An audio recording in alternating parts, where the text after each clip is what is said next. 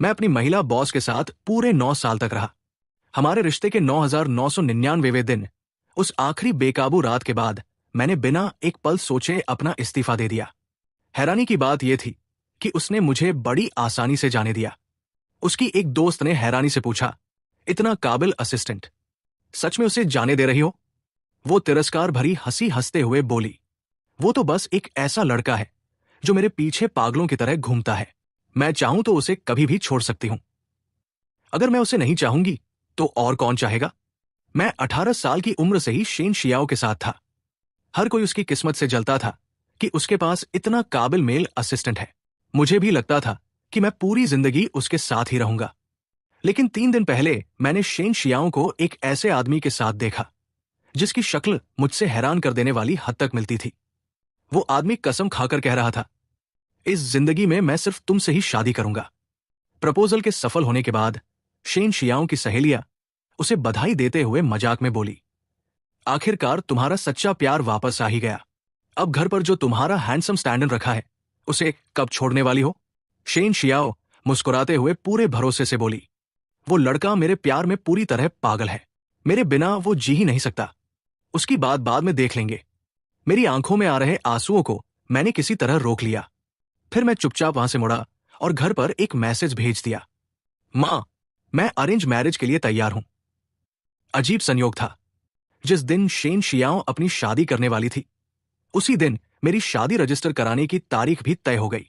बाद में जब उसने मेरी शादी की घोषणा वाली तस्वीर देखी तो उसका चेहरा एकदम सफेद पड़ गया। मां से बात खत्म करके और शादी की बात पक्की करने के बाद मैंने तुरंत फ्लाइट की टिकट बुक कर ली। मैं खुद को बार बार रोक रहा था कि जो कुछ अभी देखा था उसके बारे में ना सोचूं। घर पहुंचते ही मैंने जल्दी जल्दी अपना सामान पैक करना शुरू कर दिया। तभी लिविंग रूम से कुछ लेने गया ही था कि शेन शियाओ वापस आ गई। आते ही उसने मुझे गले लगा लिया। उसकी आंखों में ऐसी खुशी थी जैसी मैंने पहले कभी नहीं देखी थी। आचेंग, मैं तुमसे बहुत प्यार करती हूं। पूरी जिंदगी मेरे साथ रहोगे ना? वो मुझे किस करने के लिए झुक गई। उसकी सांसों से शराब की तेज बदबू आ रही थी और उसके शरीर से आती कोलोन की खुशबू इतनी तेज थी कि मेरा दम घुटने लगा। पहले शेन शियाओ हमेशा मुझे वही क्लासिक कोलोन लाकर देती थी। उसे पता था कि मुझे देवदार की लकड़ी जैसी खुशबू पसंद है। फिर भी वो बार बार वही परफ्यूम खरीदती रहती थी। कई बार जब मैं उसे लगाना भूल जाता था तो वो मुझ पर गुस्सा तक हो जाती थी। लेकिन आज जाकर मुझे समझ आया, असल में उस खुशबू को पसंद करने वाला कोई और था। और शेन शियाओ जिस इंसान से सच में प्यार करती थी वो भी कोई और था। शुरुआत से ही मैं सिर्फ उसकी बनाई हुई एक जगह भरने वाला इंसान, एक स्टैंड इन था। अचानक मुझे जोर की उल्टी जैसा महसूस होने लगा। मैंने तुरंत खुद को उससे अलग कर लिया, लेकिन उसकी आंखों की चाहत अब भी कम नहीं हुई थी। अचानक उसने मुझे दरवाजे से सटा दिया। शेन शियाओ, मुझे छोड़ दो। वो एक पल के लिए चौंक गई। मैंने उससे पहले कभी इस तरह बात नहीं की थी। वो कुछ पूछती उससे पहले ही डोरबेल बज गई। दरवाजा खुलते ही एक आदमी तेजी से अंदर आया और सीधे शेन शियाओ को गले लगा लिया। फिर उसने उसके गाल पर एक किस किया। मेरी तरफ देखकर वो मुस्कुराया, तो आप ही हैं जो पिछले 8 साल से शियाओ के मेल सेक्रेटरी हैं, मिस्टर झांगशेंग, है ना? नमस्ते, मेरा नाम शियाओ यीचिन है। मैं शियाओ का मंगेतर हूं। इतने सालों तक उसका ख्याल रखने के लिए आपका बहुत धन्यवाद। जैसे ही वो मेरे पास आया, उसके शरीर से वही कोलोन की खुशबू आई। बिल्कुल वही खुशबू जो कुछ देर पहले शेन शियाओ के शरीर से आ रही थी। मैं चुपचाप सिर्फ शेन शियाओ को देखता रहा। कुछ सेकंड बाद उसने मेरी नजरों से नजरें चुरा ली। फिर बोली, हां, यही वो छोटा सेक्रेटरी है जिसके बारे में मैंने तुम्हें बताया था। इसकी सैलरी ज्यादा नहीं है, इसलिए मैंने इसे गेस्ट रूम में रहने दिया है। ऐसे मेरे छोटे मोटे काम करने में भी आसानी रहती है। शियाओ यीचिन हंसते हुए बोला, अरे, ये सब मुझे दोबारा समझाने की क्या जरूरत है? मैं कोई छोटी सोच वाला आदमी नहीं हूं। मुझे काम और निजी जिंदगी का फर्क अच्छे से पता है। वैसे भी मिस्टर झांग और मेरी शक्ल काफी मिलती है। ऐसे में तुम्हारा इनके साथ सहज महसूस करना तो बिल्कुल स्वाभाविक है। सोचूं तो मुझे तो मिस्टर झांग का शुक्रिया अदा करना चाहिए। फिर अचानक उसे कुछ याद आया। ओह हाँ, चूंकि आपको इस घर का हर कोना पता है, क्या आप मेरा सारा सामान शियाओं के कमरे में रख देंगे? वैसे भी हम दोनों की शादी होने वाली है। अब वक्त आ गया है कि हम एक ही कमरे में साथ रहें। वो बड़े उत्साह से बोल रहा था, लेकिन शेन शियाओ ने एक शब्द भी विरोध नहीं किया। मुझे वो सारे पल याद आ गए जब मैंने उससे कहा था कि मैं उसके कमरे में शिफ्ट होना चाहता हूं। हर बार उसने साफ मना कर दिया था। उसका कहना था, रिश्ते में रहने वाले लोगों को भी अपनी अपनी पर्सनल स्पेस चाहिए होती है। सिर्फ कभी कभी अगर गलती से मेरा कोई सामान उसके कमरे में रह जाता तो वो मुझे एक रात रुकने देती और अगली सुबह तुरंत भौहें चढ़ाकर कहती, अपनी सीमाएं समझो। मुझे हमेशा लगा था कि यही उसका स्वभाव है। वो खुद पर बहुत कंट्रोल रखने वाली लड़की थी, लेकिन आखिरकार मुझे समझ आ गया, उसके दिल में घर के असली मालिक की जगह कभी मेरी थी ही नहीं। उसी वक्त शेन शियाओ ने अपने फोन की तरफ इशारा किया। मैंने नीचे देखा। उसका मैसेज था, बेबी, मेरे और शियाओ यीचिन की शादी सिर्फ दिखावे की है। ये सिर्फ कंपनी के बिजनेस के लिए है। गलत मत समझना। ये पढ़कर मेरे होठों पर हल्की सी हंसी आ गई। शेन शियाओ अब भी मुझे 3 साल के बच्चे की तरह समझ रही थी। ठीक है, अगर वो कहती है कि उसकी शादी नकली है तो मान लिया। बस फर्क इतना था, मेरी शादी बिल्कुल असली होने वाली थी। मैं अपना बाकी सामान पैक करने के लिए गेस्ट रूम की तरफ जाने ही वाला था कि मुझसे पहले शियाओ यीचिन वहां पहुंच गया। वो मुस्कुराते हुए बोला, मिस्टर झांगशेंग, शियाओ मुझसे बहुत जुड़ी हुई है। अब आपका यहां रहना ठीक नहीं होगा। बेहतर होगा कि आप जल्दी से अपना सामान समेटकर रहने के लिए कोई दूसरी जगह ढूंढ ले। फिर उसकी नजर मेरे पैक किए हुए सामान पर गई। अरे, आपने तो आधा सामान पहले ही पैक कर लिया है और आपकी ड्रेसिंग स्टाइल भी बिल्कुल मेरी जैसी है। लगता है सच में हमारी किस्मत में मिलना लिखा था। उसकी बात सुनकर मेरे दिल में ठंड सी उतर गई। शेन शियाओ को हमेशा मेरे लिए कपड़े और घड़ियां खरीदना बहुत पसंद था।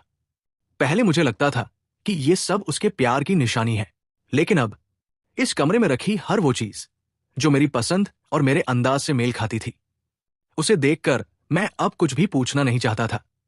तभी शेन शियाओ ने अचानक मेरा हाथ पकड़ लिया। उसका चेहरा गुस्से से भरा हुआ था। बिना वजह अपना सामान क्यों पैक कर रहे हो? मैंने मुंह दूसरी तरफ घुमा लिया। मेरा उससे बात करने का बिल्कुल मन नहीं था। उसी वक्त मैंने देखा कि शियाओ यीचिन मेरे म्यूजिक बॉक्स की तरफ हाथ बढ़ा रहा है।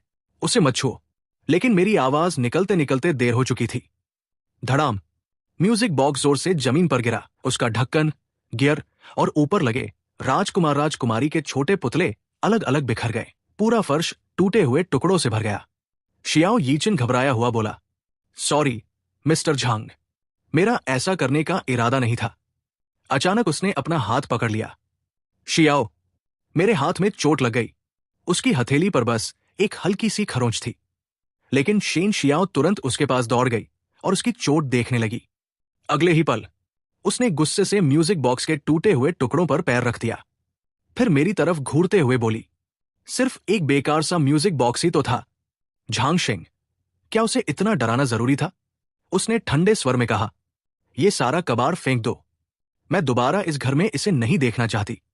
इतना कहकर उसने जानबूझकर अपने पैरों से म्यूजिक बॉक्स के बचे हुए हिस्सों को और कुचल दिया। फिर बिना एक बार भी पीछे देखे वो शियाओ यीचिन का सहारा लेकर वहां से चली गई। मैं धीरे से जमीन पर बैठ गया। टूटे हुए म्यूजिक बॉक्स को चुपचाप देखता रहा। उसके नुकीले टुकड़ों ने मेरी उंगलियां काट दी। खून भी निकल आया, लेकिन मुझे बिल्कुल दर्द महसूस नहीं हुआ। जब मैं 16 साल का था, मेरे माता पिता का तलाक हो रहा था। मैं पूरी तरह टूट चुका था। मुझे समझ नहीं आ रहा था कि क्या करूं। मैं अपने दोस्त शेन हाओशुआन के घर भाग कर गया। वो घर पर नहीं था, लेकिन वहां मेरी मुलाकात उसकी बड़ी बहन शेन शियाओ से हुई, जो अभी अभी अपनी सहेलियों के साथ शॉपिंग करके लौटी थी। उसने मुझे रोते हुए देखा और मुस्कुराकर पूछा, अरे, तुम हाओशुआन के दोस्त हो ना? इतना क्यों रो रहे हो?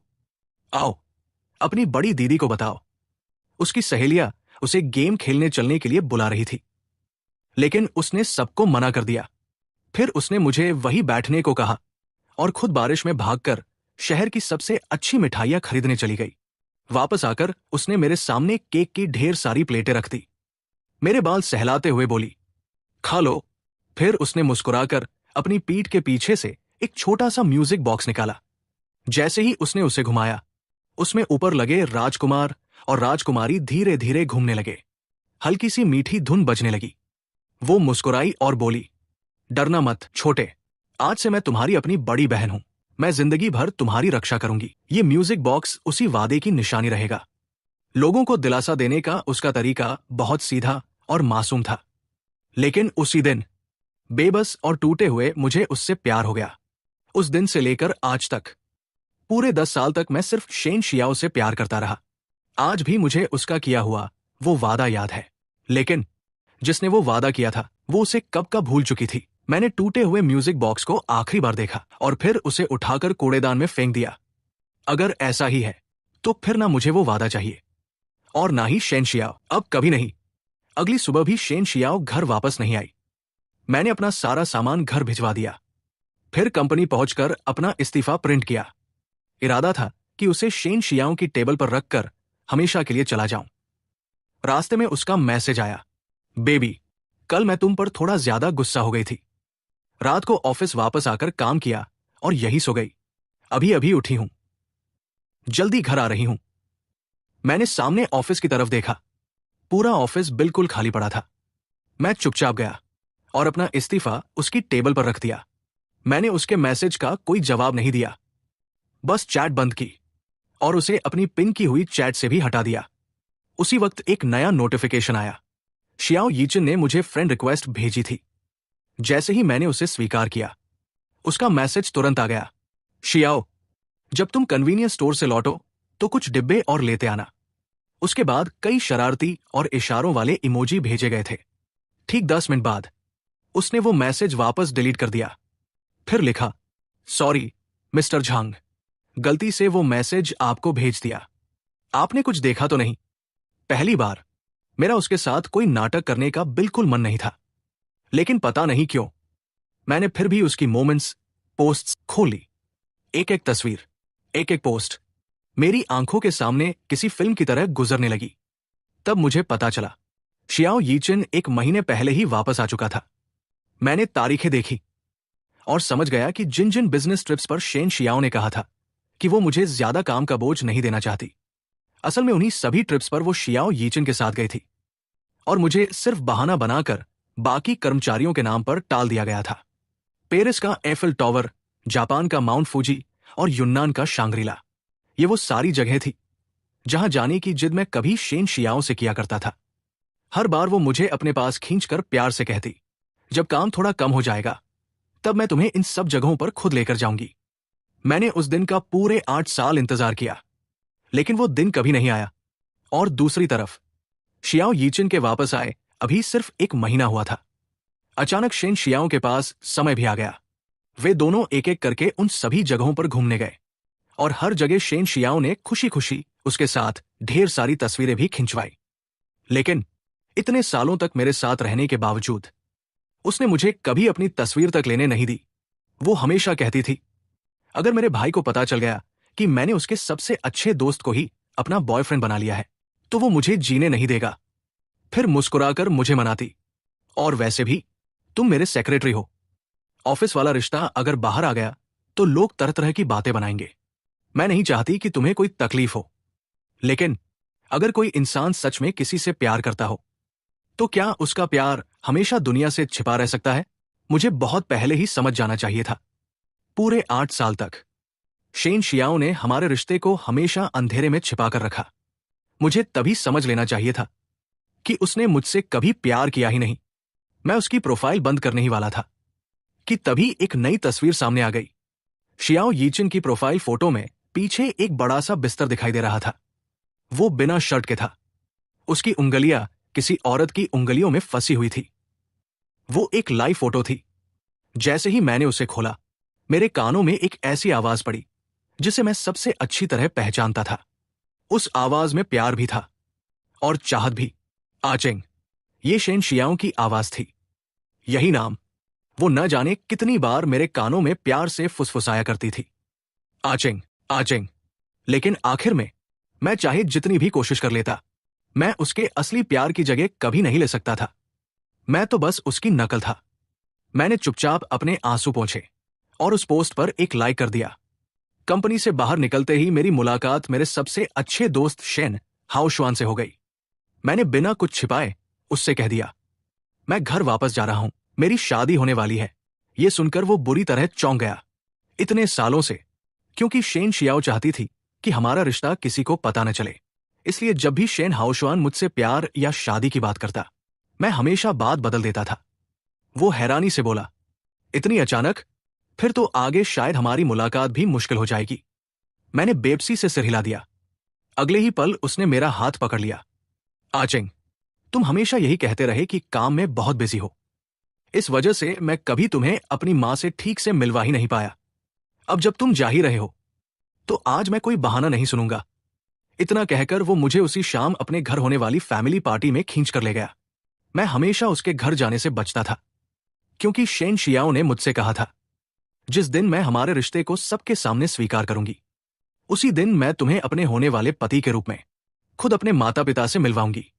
हम इतने साल साथ रहे, लेकिन वो दिन कभी नहीं आया। और अब जब मैं उसे हमेशा के लिए छोड़कर जा रहा था, तब जाकर किस्मत ने मुझे उसके घर पहुंचा दिया। जब मैं और शेन हाओशुआन शेन परिवार के घर पहुंचे, तब तक पार्टी आधी खत्म हो चुकी थी। हॉल के बीचों बीच शेन शियाओ अपने माता पिता के पास खड़ी थी, और उसके बिल्कुल साथ शियाओ यीचिन भी मुस्कुराता हुआ खड़ा था। हॉल में मौजूद हर बड़े और नामी मेहमान एक एक करके आगे आ रहे थे, और शेन शियाओ व शियाओ यीचिन को उनकी सगाई की बधाई दे रहे थे। तभी मुझे समझ आया, आज की ये फैमिली पार्टी असल में उनकी सगाई की दावत थी। जैसे ही शेन शियाओ की नजर मुझ पर पड़ी, वो एक पल के लिए ठिठक गई। अनजाने में उसने शियाओ यीचिन का हाथ भी थोड़ा ढीला छोड़ दिया। उसी समय मिसेस शेन ने मुझे देखा। उनके चेहरे पर तुरंत मुस्कान आ गई। वो प्यार से बोली, मैंने हमेशा अपने बेटे से उसके सबसे अच्छे दोस्त के बारे में सुना है। वो कहता था कि तुम बहुत मेहनती, ईमानदार और भरोसेमंद इंसान हो। आज पहली बार तुमसे मिल रही हूं। सच कहूं तो तुम जितने अच्छे उसने बताए थे, उससे भी ज्यादा अच्छे और संस्कारी लग रहे हो। मैंने झिझकते हुए हल्की सी मुस्कान के साथ सिर हिला दिया। मिसेस शेन का मेरे लिए अपनापन देखकर मेरे दिल में एक अजीब सी कसक उठी। उन्होंने मुस्कुराकर पूछा, झांग शेंग, हाओशुआन बता रहा था कि तुम इतने सालों से सिर्फ काम में लगे रहे, गर्लफ्रेंड बनाने का भी समय नहीं मिला। आज यहां बहुत सारी अच्छी लड़कियां आई हुई हैं। अगर चाहो तो मैं तुम्हारी किसी से मुलाकात करवा दूं। मैं विनम्रता से मना करने ही वाला था कि उससे पहले ही शेन शियाओ ठंडी हंसी हंस पड़ी। उसे इसकी जरूरत नहीं है। वो सही कह रही थी। मुझे सच में इसकी जरूरत नहीं थी, क्योंकि मैं तो पहले ही घर जाकर अरेंज मैरिज करने का फैसला कर चुका था। तभी मेरे पास खड़े शेन हाओशुआन ने भी हंसते हुए कहा, मां, आचेंग को सच में किसी लड़की से मिलवाने की जरूरत नहीं है। मेरा सबसे अच्छा भाई तो जल्द ही जिन परिवार का दामाद बनने वाला है, उसके बाद तो पता नहीं साल में कितनी बार उससे मिल भी पाऊंगा या नहीं। ये सुनते ही शेन शियाओं के चेहरे पर मौजूद आत्मविश्वास भरी मुस्कान पल भर में गायब हो गई। उसकी नजरें सीधे मुझ पर टिक गई। उसकी आंखें गहरी और समझ से परे हो गई थी। दावत आधी खत्म होने के बाद मैं वॉशरूम चला गया। जब वापस हॉल की तरफ लौट रहा था, तभी रास्ते के एक सुनसान कोने में शेन शियाओ ने मुझे रोक लिया। अगले ही पल वो खुद आगे बढ़कर मेरी बाहों में आ गई। उसने आलस भरी मुस्कान के साथ मेरी तरफ देखा और छेड़ते हुए बोली, बेबी, दोबारा ये मत कहना कि तुम किसी और से शादी करने वाले हो। मुझे भी जलन होती है। मैं उसकी तरफ देखता रहा। अचानक उसकी हर बात मुझे बेहद हास्यास्पद लगने लगी। मैंने शांत स्वर में पूछा, लेकिन शादी तो तुम भी किसी और से करने जा रही हो, है ना? वो हल्का सा भौहें सिकोड़ते हुए बोली, बच्चों जैसी बातें मत करो। तुम जानते हो कि ये सब मैं सिर्फ कंपनी के लिए कर रही हूं। कुछ पल बाद उसकी आवाज फिर नरम हो गई। वो मुझे मनाते हुए बोली, अच्छा बाबा, तुम तो हमेशा समझदार रहे हो ना? मैं मन ही मन हंस पड़ा। पूरे 8 साल हमारा रिश्ता दुनिया से छिपा कर रखा गया, और अब वो चाहती थी कि मैं जिंदगी भर उसी तरह अंधेरे में छिपा हुआ उसका गुप्त प्रेमी बना रहूं। मैं उसे साफ मना करने ही वाला था कि तभी हॉल के अंदर से शियाओ यीचिन की घबराई हुई आवाज सुनाई दी। शियाओ! शेन शियाओ ने तुरंत मुझे छोड़ दिया और भागकर उसकी तरफ चली गई। क्या हुआ, आईचिन? शियाओ यीचिन ने अपना बायां हाथ उठाया। उसकी अनामिका पूरी तरह खाली थी। वो उदास चेहरा बनाकर बोला, शियाओ, तुमने जो सगाई की अंगूठी मुझे दी थी, वो गायब हो गई। वो अंगूठी खास तौर पर बनवाई गई थी। दुनिया में उसकी सिर्फ एक ही कॉपी थी। वो आगे बोला, वॉशरूम जाने से पहले तक वो मेरे हाथ में थी। इतना कहकर उसकी नजर मुझ पर पड़ी। वो तुरंत मेरे पास आया और मेरा हाथ पकड़कर बोला, मिस्टर झांग, अभी कुछ देर पहले वॉशरूम में सिर्फ आप और मैं ही थे। मुझे पता है, आप इतने सालों से शियाओं के साथ उसके सेक्रेटरी बनकर रहे हैं। ऐसे में अपने बॉस के लिए आपके मन में अलग भावनाएं होना स्वाभाविक है। लेकिन वो अंगूठी मेरे लिए बहुत मायने रखती है। अगर आपने गुस्से में उसे ले लिया है तो प्लीज मुझे वापस दे दीजिए। उसका ये मासूम बनने वाला नाटक इतना असली लग रहा था कि वहां मौजूद हर इंसान ने मुझे ही चोर मान लिया। भीड़ में से कोई ताने मारते हुए बोला, मैं पहले से जानता था, ये मेल सेक्रेटरी अच्छे नहीं होते। दूसरा बोला, देखो तो सही, जानबूझकर खुद को मिस्टर शियाओ जैसा बना रखा है। कीचड़ में रहने वाली मछली, चाहे जितनी कोशिश कर ले, ड्रैगन कभी नहीं बन सकती। एक और आवाज आई, बिल्कुल, ऊपर से सगाई की अंगूठी तक चुरा ली। ऐसे घटिया आदमी को तो हमेशा के लिए हमारे समाज से बाहर निकाल देना चाहिए। चारों तरफ से ताने, इल्जाम और अपमान की आवाजें आने लगी। मैंने अनायास ही शेन शियाओं की तरफ देखा, लेकिन वो भी मुझे गुस्से से घूर रही थी। उसने ठंडे स्वर में सिर्फ 2 शब्द कहे, अंगूठी वापस करो। मैं पहले ही जान चुका था कि वो मुझसे प्यार नहीं करती, लेकिन फिर भी मुझे यकीन नहीं हो रहा था कि उसकी नजरों में मैं इतना गिर चुका हूं कि वो सचमुच मुझे चोर समझ रही है। मैंने शांत आवाज में कहा, मैंने उस अंगूठी को देखा तक नहीं, फिर मैं उसे चुरा कैसे सकता हूं? उसकी आंखों में सिर्फ निराशा थी। वो बोली, अभी बहाने बना रहे हो? अगर तुम खुद अंगूठी वापस नहीं करोगे तो मुझे तुम्हारी तलाशी लेनी पड़ेगी। इतना कहकर शेन शियाओ ने घर के कई नौकरों को इशारा किया। वे सभी वहीं सबके सामने मेरी तलाशी लेने के लिए मेरी तरफ बढ़ने लगे।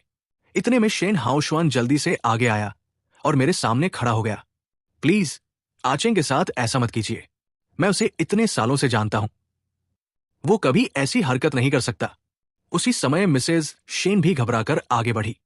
बिल्कुल सही कह रहा है, मुझे भी नहीं लगता कि मिस्टर झांग ऐसा कुछ कर सकते हैं। कहीं कोई गलतफहमी तो नहीं हुई? लेकिन शेन शियाओ ने ठंडी हंसी हंस दी। कोई गलतफहमी नहीं हो सकती। यीचिन हमेशा से बहुत सीधा और नेक दिल रहा है। वो किसी पर झूठा इल्जाम नहीं लगाएगा। अगर झांग शेंग ने कुछ नहीं किया होता तो यीचिन उस पर बिना वजह शक क्यों करता? उसकी बातें सुनकर मेरा दिल पूरी तरह टूट गया। मिसेस शेन, जिन्होंने मुझे आज पहली बार देखा था, वो भी मेरे चरित्र पर भरोसा करके मेरे पक्ष में खड़ी थी।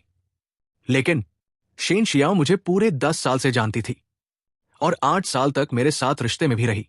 फिर भी शियाओ यीचिन का सिर्फ एक इल्जाम उसके लिए मेरे 10 साल के विश्वास से कहीं ज्यादा बड़ा था। उसने बिना एक पल सोचे मुझे सबके सामने एक घटिया इंसान साबित कर दिया। तब मुझे एहसास हुआ, इस दुनिया में सबसे बेरहम चीज यही है कि जिससे प्यार मिलता है और जिससे नहीं मिलता, दोनों के साथ व्यवहार जमीन आसमान का फर्क होता है। कुछ नौकरों ने मुझे पकड़ लिया।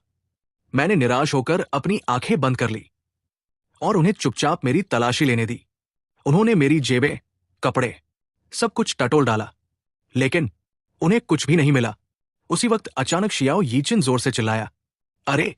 उसने अपने सूट की अंदर वाली जेब में हाथ डाला और सगाई की वही अंगूठी निकाल ली। उसने माथे पर हाथ मारते हुए कहा, ओह, मैं कितना लापरवाह हूं। हाथ धोने से पहले मैंने खुद ही अंगूठी जेब में रख ली थी और भूल गया। फिर उसने मेरी तरफ देखा। मिस्टर झांग, मुझे माफ कर दीजिए, मैंने आपको गलत समझ लिया। मैं आपसे माफी मांगता हूं। लेकिन माफी मांगने के अगले ही पल वो दुखी चेहरा बनाकर वहां से भाग गया, जैसे असली पीड़ित वही हो।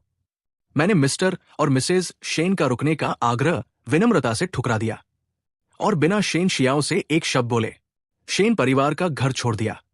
मैं सीधे टैक्सी में बैठा और एयरपोर्ट के लिए निकल गया, रीशेड्यूल की गई फ्लाइट का इंतजार करते हुए। मेरे फोन पर शेन शियाओ का मैसेज आया, तुम्हें आज सबके सामने यीचिन को शर्मिंदा नहीं करना चाहिए था। अब एक तरह से वो तुम्हारा सीनियर होगा। बाद में उससे जाकर ठीक से माफी मांग लेना। उसी समय एयरपोर्ट पर बोर्डिंग की घोषणा होने लगी। जिस रिश्ते के बारे में कभी किसी को पता ही नहीं था, उसे खत्म करने के लिए अलग से ब्रेकअप की भी जरूरत नहीं थी। मैंने उसे सिर्फ एक शब्द में जवाब दिया, ठीक है। यही मेरा आखिरी जवाब था, यही मेरी आखिरी विदाई भी। उसके बाद मैंने उसकी चैट बंद की और बिना पीछे देखे उसे हर जगह से ब्लॉक कर दिया। फिर मैं राजधानी जाने वाली फ्लाइट में सवार हो गया। कुछ दिनों बाद आखिरकार शेन शियाओ और शियाओ यीचिन की शादी का दिन आ गया। लेकिन शादी शुरू होने के बाद भी शेन शियाओ बार बार बेचैनी से पूरे हॉल में इधर उधर नजरें दौड़ा रही थी। उसकी एक दोस्त ने हैरानी से पूछा, क्या हुआ? तुम इतनी परेशान क्यों लग रही हो? वो भौहें सिकोड़ते हुए बोली, मेरा छोटा पागल कई दिनों से एक भी मैसेज नहीं किया। आज मेरी शादी है, पता नहीं वो अभी कहां छिपकर रो रहा होगा। तभी उसकी एक दोस्त कुछ पल के लिए चुप रही, फिर उसने अपना फोन उसकी तरफ बढ़ा दिया। तुम्हें अभी तक पता नहीं चला? आज सुबह जिन सिटी के सबसे अमीर सुपरिवार ने शादी की आधिकारिक घोषणा की है, और सु वानशिंग जिससे शादी कर रही है वो तुम्हारा वही छोटा सेक्रेटरी झांग शेंग है, जिन परिवार वापस आने के बाद मेरी मां हर दिन मुझे खुश रखने के नए नए तरीके ढूंढती रहती थी। कभी मेरे लिए स्वादिष्ट खाना बनवाती, तो कभी मुझे घूमने ले जाती। जब भी उन्हें कोई कपड़ा या घड़ी मेरे ऊपर अच्छी लगने वाली दिखती, वो बिना सोचे तुरंत खरीद लेती और घर भिजवा देती। 10 साल पहले मेरे पिता से तलाक लेने के बाद मां अकेले जिन सिटी आ गई थी और यहां अपना बिजनेस खड़ा किया, लेकिन मुझे अपने साथ न रख पाने का अफसोस उन्होंने कभी दिल से नहीं निकाला। उन्होंने मेरी तरफ दर्द भरी नजरों से देखा। बेटा, शुरू में मुझे लगा था कि शेन परिवार की वो लड़की पहले की तरह हमेशा तुम्हारी रक्षा करेगी, लेकिन मैंने कभी नहीं सोचा था कि उसका असली चेहरा इतना गिरा हुआ होगा। अगर मुझे पहले से पता होता तो मैं तुम्हें बहुत पहले ही वापस बुला लेती। फिर उन्होंने प्यार से मेरा हाथ थाम लिया।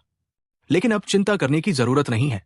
सु परिवार की बड़ी बेटी सु वानशिंग पूरे जिन सिटी में अपने अच्छे स्वभाव और बेहतरीन संस्कारों के लिए जानी जाती है। उनका परिवार भी बहुत सम्मानित और ईमानदार है। अब मेरा आचेंग सिर्फ प्यार और इज्जत से भरी जिंदगी जिएगा। मैंने हल्के से सिर हिला दिया। मेरी नजर फोन की स्क्रीन पर चली गई। उसमें आज सुबह सु ग्रुप की आधिकारिक शादी की घोषणा वाली तस्वीर खुली हुई थी। मैं अभी तक सु वानशिंग से कभी मिला नहीं था। फिलहाल मैं सिर्फ तस्वीर में ही उन्हें देख सकता था। उनके नैनक्श बेहद खूबसूरत थे। उनके चेहरे पर आत्मविश्वास और गरिमा साफ झलक रही थी। वो सचमुच एक समझदार, शालीन और सम्मानित महिला लग रही थी। और इतने साल बिजनेस की दुनिया में रहने के बाद मुझे अपनी मां की पसंद और उनके फैसले पर पूरा भरोसा था।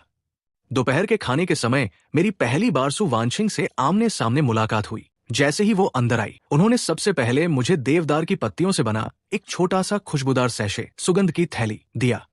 मैं हैरानी से पूछ बैठा, आपको कैसे पता कि मुझे देवदार की खुशबू पसंद है? सु वानशिंग हल्का सा मुस्कुराई।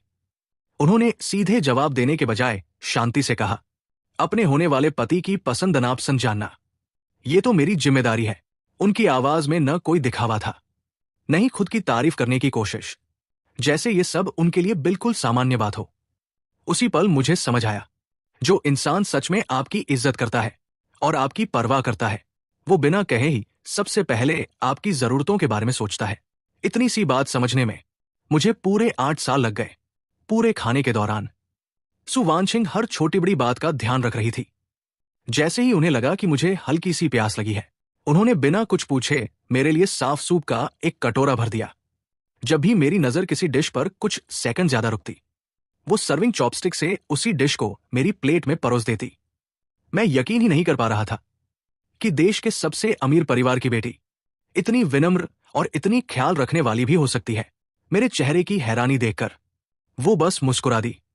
जो इंसान इस लायक हो, उसके लिए मैंने अभी बहुत कम किया है। एक अजनबी से शादी करने को लेकर जो डर मेरे मन में था, वो धीरे धीरे पूरी तरह खत्म हो गया। मां सच कह रही थी, सु वानशिंग सचमुच बहुत अच्छी इंसान थी। और अगले दिन होने वाली हमारी मैरिज रजिस्ट्रेशन को लेकर अब मुझे बिल्कुल घबराहट नहीं हो रही थी, बल्कि मैं अपनी नई जिंदगी का चुपचाप इंतजार करने लगा था। उधर जब शेन शियाओ ने अपनी दोस्त के फोन में मेरी शादी की तस्वीर देखी, तो उसके चेहरे पर यकीन न कर पाने वाला भाव छा गया। वो बड़बड़ाई, ये कैसे हो सकता है? झांग शेंग किसी और से शादी कैसे कर सकता है? वो पूरी तरह घबरा गई। उसने तुरंत अपना फोन निकाला और मुझे कॉल करके जवाब मांगना चाहा, लेकिन तभी उसे पता चला कि मैंने उसे हर जगह से ब्लॉक कर दिया है। वो पागलों की तरह भागती हुई शेन हाओशुआन के पास पहुंची। झांग शेंग कहाँ है? वो अभी कहाँ है? शेन हाओशुआन उलझन में उसे देखने लगा। मैंने तो फैमिली पार्टी वाले दिन ही बता दिया था। आचेंग की मां ने उसके लिए बहुत अच्छा रिश्ता तय किया है। वो तो पहले ही राजधानी चला गया है। कल उसकी शादी रजिस्टर होने वाली है। उसी पल शेन शियाओ को आखिरकार यकीन हो गया। मैं झूठ नहीं बोल रहा था। मैं सचमुच किसी और से शादी करने जा रहा था। गुस्से और घबराहट में उसने अपना फोन जोर से जमीन पर पटक दिया। फोन वही टूटकर बिखर गया। वो पागलों की तरह चिल्लाई। उसकी इतनी हिम्मत कैसे हुई? वो मुझे छोड़कर कैसे जा सकता है? वो किसी दूसरी औरत से शादी कैसे कर सकता है? शेन हाओशुआन ने हैरानी से पूछा। दीदी, आप ये सब क्या कह रही है?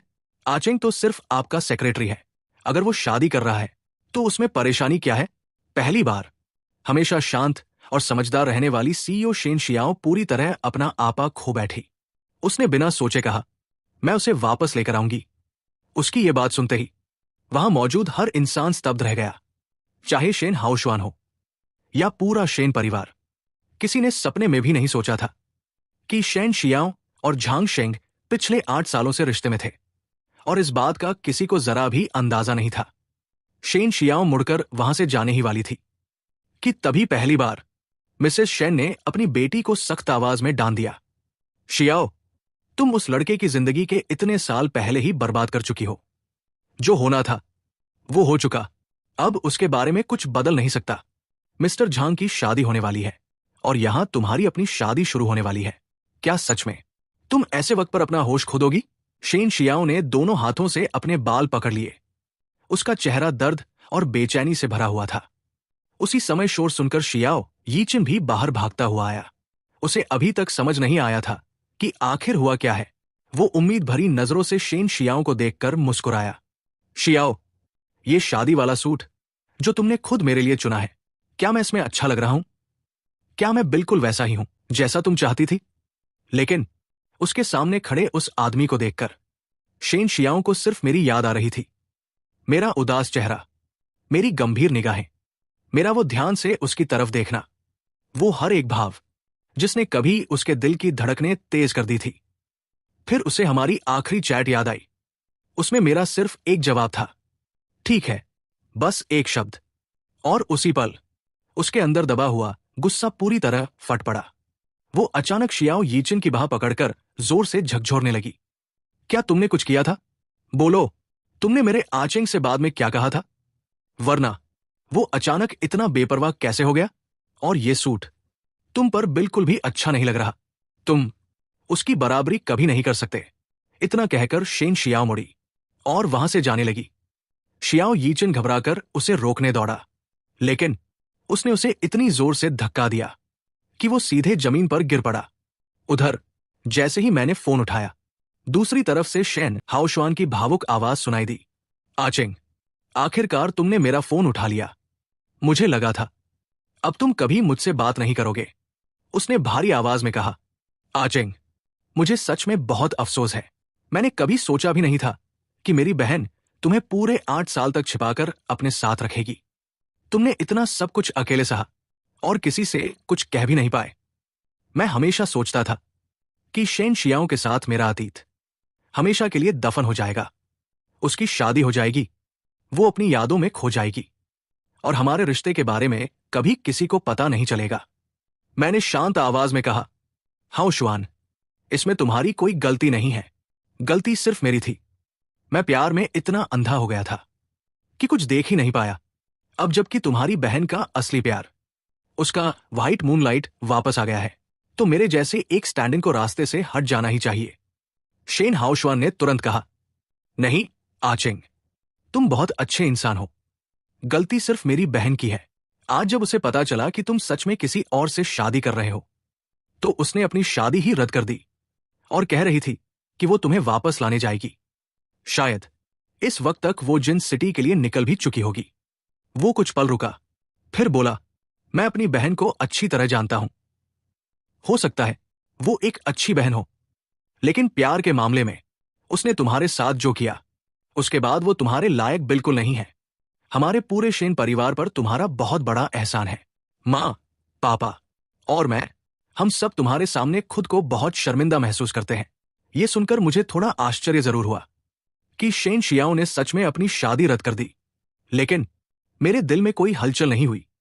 जिस दिन मैंने उसे छोड़ने का फैसला कर लिया था, उसी दिन से वो मेरे लिए मायने रखना बंद कर चुकी थी। उस वक्त मैंने नीचे देखा, सु वानशिंग मेरे सामने बैठी थी। कुछ देर पहले मैंने अंगीठी के पास बैठते हुए सिर्फ एक बार हल्की सी खांसी की थी, और बस उसी वजह से वो मेरे लिए ताजे गुलाबी संतरे छील कर ला चुकी थी। उनकी छोटी सी परवाह देखकर मेरे दिल में एक गर्माहट सी भर गई। मैंने फोन पर शेन हाउशवान को दिलासा दिया, जो बीत गया उसे बीत जाने दो। अब मुझे एक बहुत अच्छी इंसान मिल चुकी है, हाउशवान। मुझे यकीन है हम दोनों अपनी अपनी जिंदगी में खुश रहेंगे। अगली सुबह मैं और सु वानशिंग साथ में मैरिज रजिस्ट्रेशन ऑफिस पहुंचे। वो मुस्कुराकर बोली, मैं तुम्हें जिंदगी की सबसे शानदार शादी देना चाहती हूं, इसलिए पहले हम शादी का सर्टिफिकेट बनवा लेते हैं और बाद में पूरी धूमधाम से शादी करेंगे। मैंने मुस्कुराकर उनकी तरफ देखा और पहली बार अपने आने वाले कल का दिल से इंतजार करने लगा। जैसे ही मैं और सु वानशिंग मैरिज रजिस्ट्रेशन ऑफिस के अंदर जाने वाले थे, अचानक बगल से शेन शियाओ दौड़ती हुई आ गई। उसकी आंखें पूरी तरह लाल हो चुकी थी, बाल बिखरे हुए थे और उसकी हालत बेहद खराब लग रही थी। वो हांफते हुए चिल्लाई, आचेंग, तुम अंदर नहीं जा सकते, तुम उससे शादी नहीं कर सकते। सु वानशिंग ने भौहें सिकोड़ ली। उन्होंने तुरंत मुझे अपने पीछे कर लिया। उसी समय हमारी कार के बॉडीगार्ड भी बाहर निकल आए। उन्होंने मेरी सुरक्षा के लिए हमें चारों तरफ से घेर लिया। सु वानशिंग ने मेरी तरफ देखकर पूछा, आचेंग, ये कौन है? क्या तुम इन्हें जानते हो? मैंने शांत स्वर में सिर हिलाया। हां, कुछ हद तक। ये मेरी पूर्व बॉस है। मेरी ये बात सुनते ही शेन शियाओ जैसे पागल हो गई। वो तुरंत बोली, नहीं, हमारा रिश्ता सिर्फ बॉस और कर्मचारी का नहीं था। आचेंग, प्लीज मुझसे नाराज मत रहो। हम पूरे 8 साल साथ रहे हैं। मैं उसकी तरफ देखकर व्यंग्य से मुस्कुरा दिया। 8 साल साथ रहे? क्या बिल्कुल वैसा नहीं था जैसा तुम्हारी दोस्त ने कहा था कि मुझे अंधेरे में छिपा कर रखा गया और सिर्फ एक स्टैंडिंग की तरह इस्तेमाल किया गया? मैंने उसकी आंखों में देखते हुए पूछा, और एक बात बताओ मिस शेन, हमारे आसपास मौजूद इन लोगों में कौन है जो ये साबित कर सकता है कि हमारा कभी कोई रिश्ता था? ये सुनते ही शेन शियाओ का चेहरा सफेद पड़ गया। धीरे से बोली, तो तुमने उस दिन सब कुछ सुन लिया था? फिर वो जल्दी जल्दी समझाने लगी, आचेंग, मैं सब समझा सकती हूं। पहले मैं बहुत बेवकूफ थी। मैं अपने ही दिल को नहीं समझ पाई। जब मैं तुमसे पहली बार मिली थी तब तुम बहुत छोटे थे। मुझे समझ नहीं आ रहा था कि तुम्हारे लिए मेरी भावनाएं प्यार थी या सिर्फ बड़ी बहन जैसा लगाव। फिर शियाओ यीचिन मेरी जिंदगी में आया। उसकी शक्ल तुमसे इतनी मिलती थी कि मुझे लगा मैं उसी से प्यार करती हूं। लेकिन जब वो विदेश चला गया, मैंने कभी उसके पीछे जाने की कोशिश नहीं की, नहीं उसे रोकने की। फिर तुम बड़े होकर मेरे साथ काम करने लगे।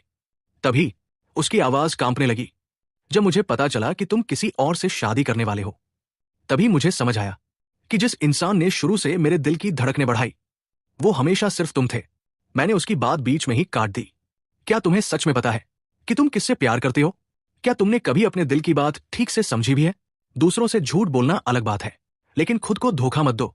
शेन शियाओ की आंखों में दर्द भर आया। नहीं आचेंग, इस बार मैं सच में सब समझ गई हूं। देखो, मैं अपनी शादी छोड़कर तुम्हारे पास चली आई हूं। क्या इससे यह साबित नहीं होता कि मैं सिर्फ तुमसे प्यार करती हूं? उसने कांपते हुए मेरी तरफ हाथ बढ़ाया, लेकिन मैं एक कदम पीछे हट गया। मैंने शांत स्वर में कहा, बहुत देर हो चुकी है। जो टूट चुका है उसे जोड़ा नहीं जा सकता। अगर अब तुम्हें अपने प्यार का एहसास भी हो गया है, तो भी मुझे तुम्हारा प्यार नहीं चाहिए, क्योंकि अब उसकी कोई कीमत नहीं बची। मैं कुछ पल रुका, फिर उसकी आंखों में देखकर बोला, और हमारे बीच जो वादा था उसे अपने हाथों से तोड़ने वाली भी तुम ही थी। मेरी बात सुनते ही उसे वो टूटा हुआ म्यूजिक बॉक्स याद आ गया। उसने दर्द से अपने बाल पकड़ लिए, जैसे काश वो समय में पीछे जाकर अपनी पुरानी गलती सुधार पाती। मैंने बिल्कुल शांत आवाज में कहा, अब तुम्हें जाना चाहिए। इतने साल तुमने हमारे रिश्ते को छिपा कर रखा। जियांगचेंग में आज तक किसी को यह तक नहीं पता कि हम कभी साथ थे। यही सब खत्म कर देते हैं। आज के बाद न तुम मुझ पर कुछ उधार हो, न मैं तुम पर। इतना कहकर मैंने सु वानशिंग की कमर में हाथ डाला और उनके साथ आगे बढ़ गया। पीछे से शेन शियाओ की रोती हुई आवाज आई, मैं अभी साबित कर सकती हूं। मैं पूरी दुनिया को बता दूंगी कि तुम ही वो अकेले आदमी हो जिससे मैं शादी करना चाहती थी। आचेंग, मत जाओ प्लीज, मुझे सिर्फ एक मौका और दे दो। वो हमारे पीछे दौड़ने लगी, लेकिन बॉडीगार्ड तुरंत उसके सामने दीवार बनकर खड़े हो गए। उसी समय ची तेज ब्रेक लगने की आवाज गूंजी। एक टैक्सी हमारे सामने आकर रुकी। उसमें से शियाओ यीचिन भागता हुआ बाहर निकला। जैसे ही उसने शेन शियाओ को इस हालत में देखा, उसकी पहली प्रतिक्रिया मुझे गाली देने की थी। झांगशेंग, तुम तो सच में बड़े चालाक निकले, एक बेशर्म रखैल की तरह। तुम सोचते हो कि ऐसी सस्ती चालें चलकर तुम शियाओं के दिल में मेरी जगह ले लोगे? मेरे बगल में खड़ी सु वानशिंग ने हल्का सा भौहें चढ़ाई। उन्होंने शांत लेकिन तीखे स्वर में कहा, अभी मेरे पति की बात सुनकर मुझे लगा था कि शायद सच में कोई ऐसा आदमी होगा जिसकी शक्ल उनसे थोड़ी मिलती होगी, लेकिन अब सामने देखकर समझ आया कि सिर्फ चेहरा थोड़ा मिल जाने से कोई इंसान एक जैसा नहीं हो जाता। तुम्हारा स्वभाव, तुम्हारी भाषा, सब कुछ बेहद घटिया है। तुम मेरे पति के 10वें हिस्से जितने भी अच्छे नहीं हो, और फिर भी तुम खुद की तुलना उनसे करने की हिम्मत रखते हो। मिस शेन, आपकी पसंद सच में बहुत खराब है। ये सुनते ही शियाओ यीचिन का चेहरा शर्म से लाल पड़ गया। वो काफी देर तक हकलाता रहा, लेकिन उसके मुंह से एक शब्द भी नहीं निकला। आखिर में वो बेबस होकर शेन शियाओ की तरफ देखने लगा, जैसे उससे उम्मीद कर रहा हो कि वो उसका साथ देगी। लेकिन अगले ही पल शेन शियाओ ने झटके से अपना हाथ छुड़ाया और उसे जोरदार थप्पड़ मार दिया। चटाक! वो गुस्से से चिल्लाई, आचेंग के बारे में एक शब्द भी बोलने की हिम्मत कैसे हुई तुम्हारी? तुम होते कौन हो उसके बारे में ऐसी घटिया बातें करने वाले? शियाओ यीचिन ने अपना गाल पकड़ लिया। उसकी आंखों में अविश्वास भर गया। तुमने मुझे मारा? अगले ही पल उसके चेहरे का भाव बदल गया। उसने जेब से एक मेडिकल रिपोर्ट निकाली और शेन शियाओ के सामने फेंक दी। क्या तुम्हें पता है, मैं तुम्हारे बच्चे का बाप बनने वाला नहीं, चाहे तुम्हारी मर्जी हो या न हो। अब तुम्हें मुझसे शादी करनी ही पड़ेगी। पहली बार शेन शियाओ के चेहरे पर घबराहट साफ दिखाई दी, लेकिन वो रिपोर्ट देखने के बजाय घबराई हुई नजरों से मेरी तरफ देखने लगी। आचेंग, मेरी बात सुनो। हर बार हमने पूरी सावधानी बरती थी।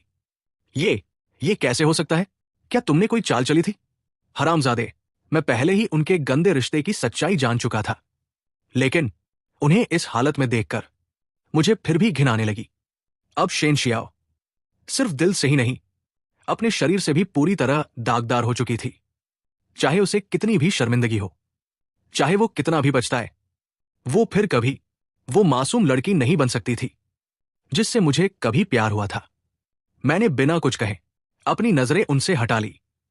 अब उनके बारे में सोचने की भी मेरे पास कोई वजह नहीं बची थी। शेन शियाओ की आवाज डर से कांप रही थी। आचेंग, मैं अपनी सारी गलतियां सुधार दूंगी। अभी इसी वक्त इस बच्चे को गिरा दूंगी। बस तुम मेरा इंतजार करो। मैं किसी दूसरे आदमी के बच्चे को कभी जन्म नहीं दूंगी। मैंने उसकी तरफ देखा भी नहीं।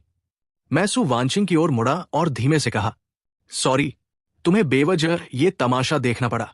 सु वानशिंग ने हल्के से मेरा हाथ दबाया और मुस्कुराकर बोली, घटिया लोगों की गलतियों के लिए मेरे पति को खुद को दोष देने की बिल्कुल जरूरत नहीं है।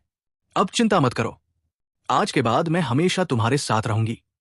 कोई भी दोबारा तुम्हें परेशान नहीं कर पाएगा। मैंने मुस्कुराते हुए सिर हिला दिया। हम दोनों साथ में सिविल अफेयर्स ब्यूरो के अंदर गए, अपनी तस्वीरें खिंचवाई और फिर शादी का सर्टिफिकेट ले लिया। जब मैंने उस लाल रंग की मैरिज बुक में सफेद शर्ट पहने अपनी मुस्कुराती हुई तस्वीर देखी तो मेरे दिल में एक सुकून भरी खुशी फैल गई।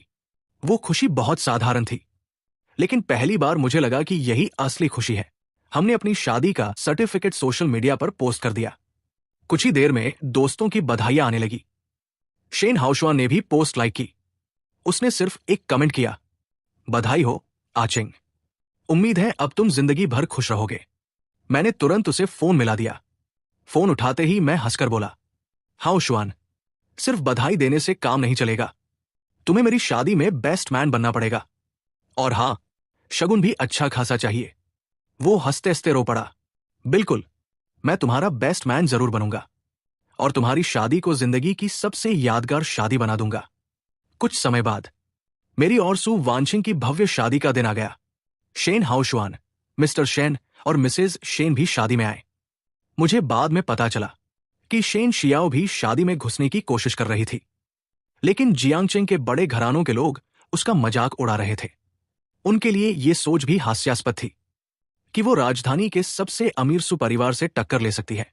ऊपर से सु वानशिंग ने सुरक्षा के ऐसे इंतजाम किए थे कि शेन शियाओं के लिए अंदर घुसने का जरा सा भी मौका नहीं था। जब हम दोनों एक दूसरे को अंगूठी पहना रहे थे, मैंने धीरे से सु वानशिंग से वो सवाल पूछा जो काफी समय से मेरे मन में था, तुमने मुझे ही क्यों चुना? सु वानशिंग मुस्कुराई। उन्होंने मेरे हाथ से माइक्रोफोन लिया और पूरी दुनिया के सामने ऊंची आवाज में कहा, सही इंसान को पहचानने के लिए सालों की पहचान जरूरी नहीं होती। चाहे हम पहले कभी मिले भी न हो, चाहे हमारे बीच कितनी भी दूरी रही हो। जिस पल मैंने तुम्हारी तस्वीर देखी, उसी पल मुझे समझ आ गया था कि मैं जिस इंसान का इंतजार कर रही थी वो तुम ही हो। इतने लोगों के सामने उनका यूं इजहार मोहब्बत सुनकर मैं थोड़ा शर्मिंदा हो गया, लेकिन अगले ही पल वो मुस्कुराते हुए मेरी बाहों में आ गई और मेरे होठों पर एक हल्का सा चुंबन रख दिया। उसी पल मुझे एहसास हुआ कि आखिरकार मुझे मेरी जिंदगी की असली खुशी मिल चुकी है।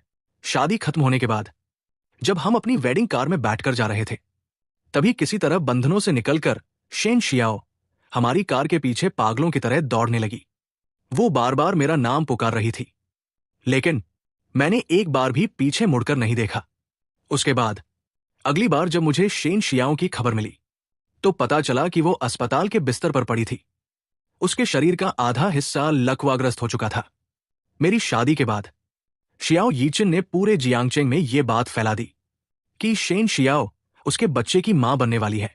वो इस बात का दबाव बनाकर शेन परिवार को मजबूर करना चाहता था कि शादी उसी से कराई जाए। ऊपर से शेन शियाओ ने उसकी बात मान ली, लेकिन अंदर ही अंदर वो उससे नफरत करने लगी थी। उसे लगता था अगर शियाओ यीचिन वापस नहीं आया होता तो मैं कभी उसे छोड़कर नहीं जाता। बाद में जब शियाओ यीचिन उसे प्रेगनेंसी चेकअप के लिए अस्पताल लेकर गया, तो शेन शियाओ ने चोरी छिपे एक गैरकानूनी डॉक्टर का इंतजाम किया। उसने बच्चे का गर्भपात करवा दिया। इतना ही नहीं, उसने शियाओ यीचिन को बेहोश करने वाली दवा देकर उसकी मर्दानगी हमेशा के लिए खत्म कर दी। ये सच्चाई शियाओ यीचिन बर्दाश्त नहीं कर पाया। वो हर रोज शेंग ग्रुप के बाहर छिपकर मौका ढूंढता रहता। फिर एक दिन उसे मौका मिल गया। उसने जानबूझकर अपनी कार सीधी शेन शियाओ के ऊपर चढ़ा दी। शियाओ यीचिन गिरफ्तार हो गया। उसे जेल की सजा मिली और शेन शियाओ को गंभीर हालत में अस्पताल ले जाया गया। ऑपरेशन तो हो गया, लेकिन वो आज तक होश में नहीं आई। शेन ग्रुप का सबसे बड़ा सहारा खत्म हो चुका था। अब पूरी कंपनी की जिम्मेदारी अकेले शेन हाओशुआन के कंधों पर आ गई। ये सारी बातें सुनकर मेरे दिल में न गुस्सा था, न खुशी, बस एक हल्की सी उदासी रह गई। मैंने पीछे मुड़कर देखा। सु वानछिंग अपने हाथों से मेरे लिए खाना बना रही थी। मैं चुपचाप उनके पीछे गया और उन्हें अपनी बाहों में भर लिया।